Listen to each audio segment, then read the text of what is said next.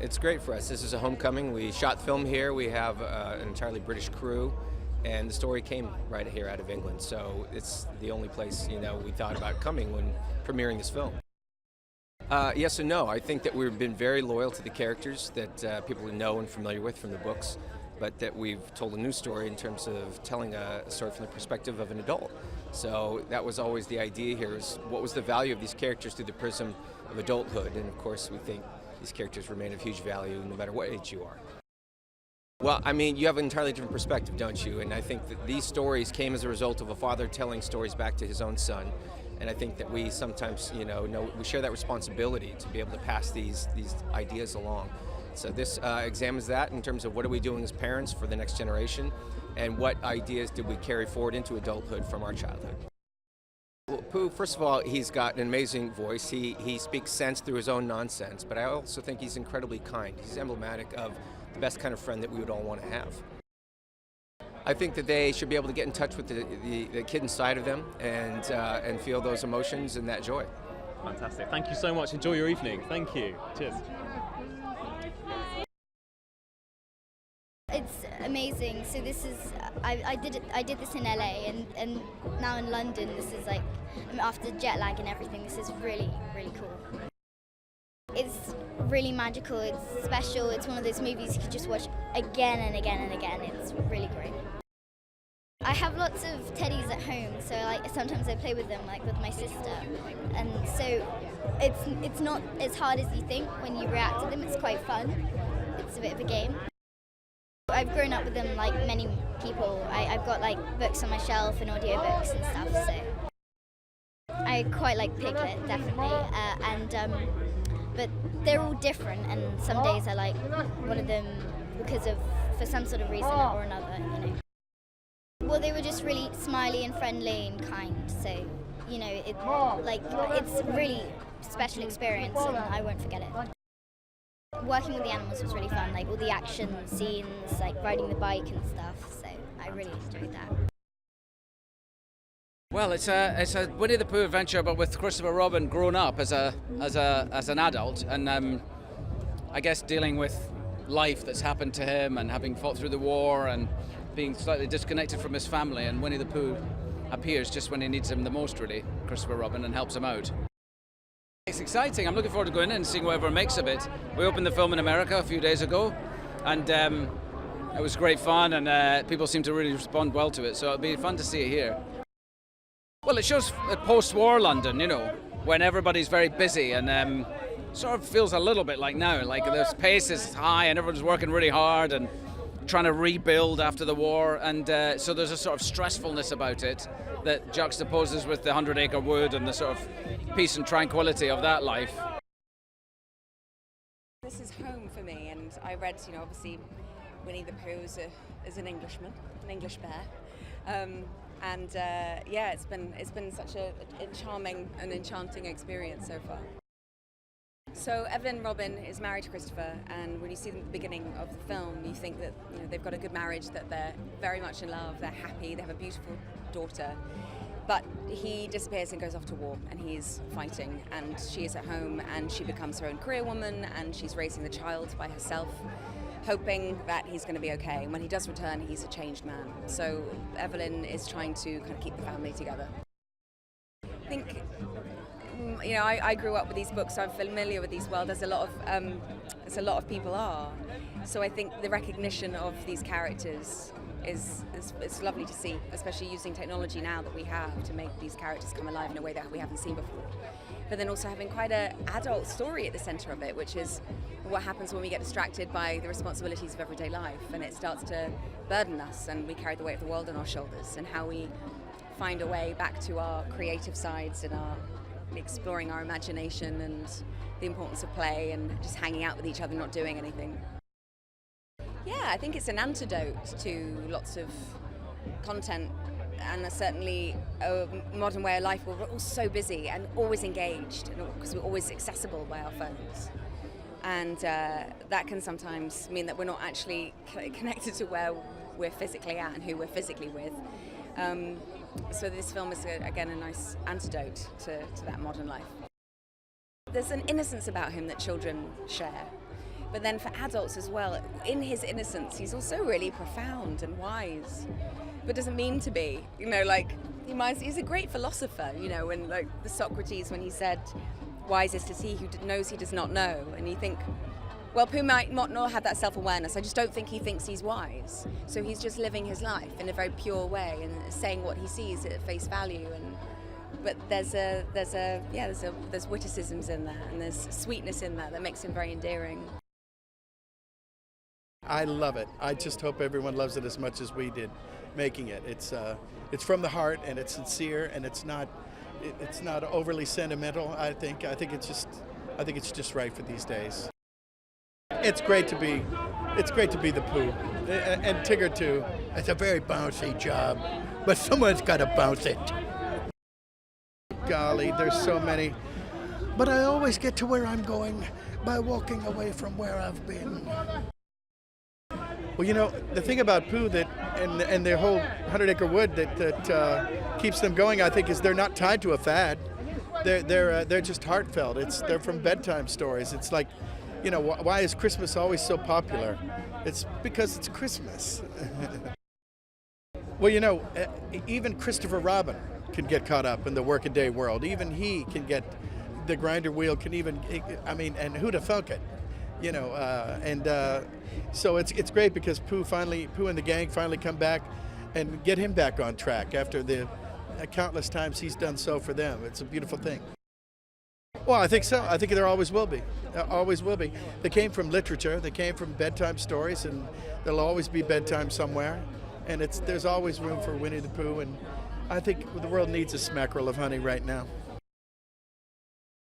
They should expect that it's an origin story, that it goes back to the beginnings of Winnie the Pooh when Milne and Shepard created that. And it's truly a story, you know, about the joy of life, about the heart. You know, Winnie's sweater is red, so that red means it's about the heart, and that's what people should expect, that they can laugh and cry. I think it's not just a teddy bear like you want to hug as a little kid, but it's also a bear when you grow up that, you know, has all these Poohisms. They're full of wisdom and philosophy, and sometimes everybody wants to have a friend like Pooh, you know, who can be there. Sometimes when you feel lonely or something, it's like Pooh. There's a Pooh bear you can always go to.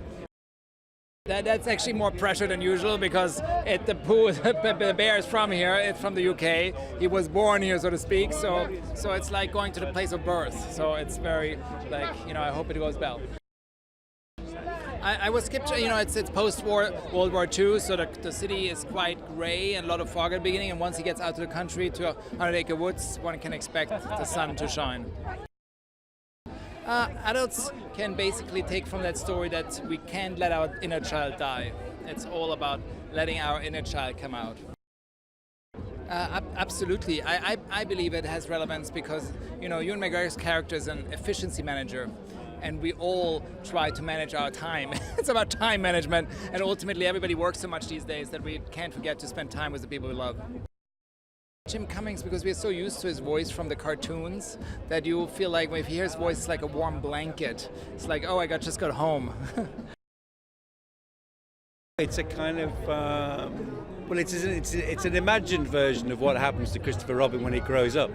And as is often the way with these stories, he's lost touch with what made his childhood magical and has become a sort of rather depressed and average man, I suppose, trapped in a job he doesn't know what to do with a lovely family that he doesn't spend any time with, and then he sort of magically reconnects with the animals and the toys, which kind of made him what he was. So it's a very lovely story. It's quite sad, which appealed to me a great deal, and it's got a lovely kind of 50s British sort of feel to it, and then has this wonderful kind of Disney magic to it.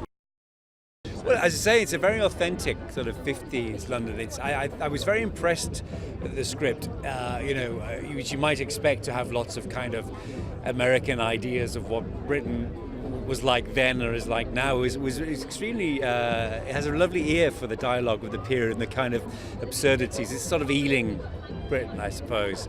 I play the idiot head of this luggage company, which Ewan works for, and who thinks he's kind of clever and in charge and isn't, which I suppose kind of makes me a Disney villain, and I'm hoping for an action figure.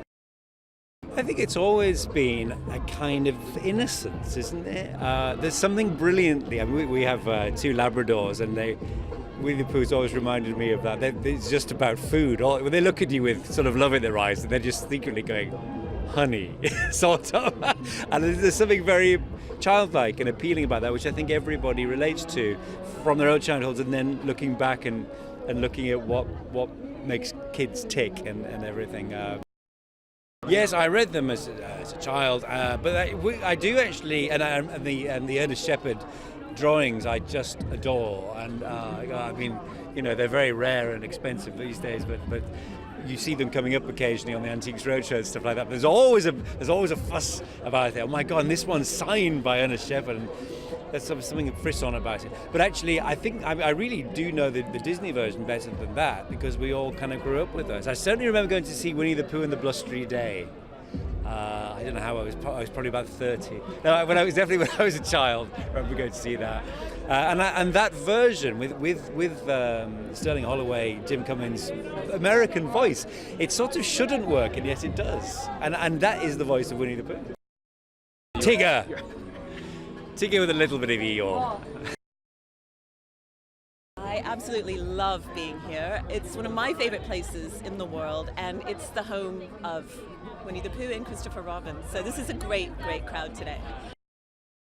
Well, it is a kind of a revisiting an origin story. So, we've gone back to a place where Christopher Robin is reconnecting with the characters. So this is something a little different, but it's really filled with a lot of heart, and we hope that the audience feels that as well.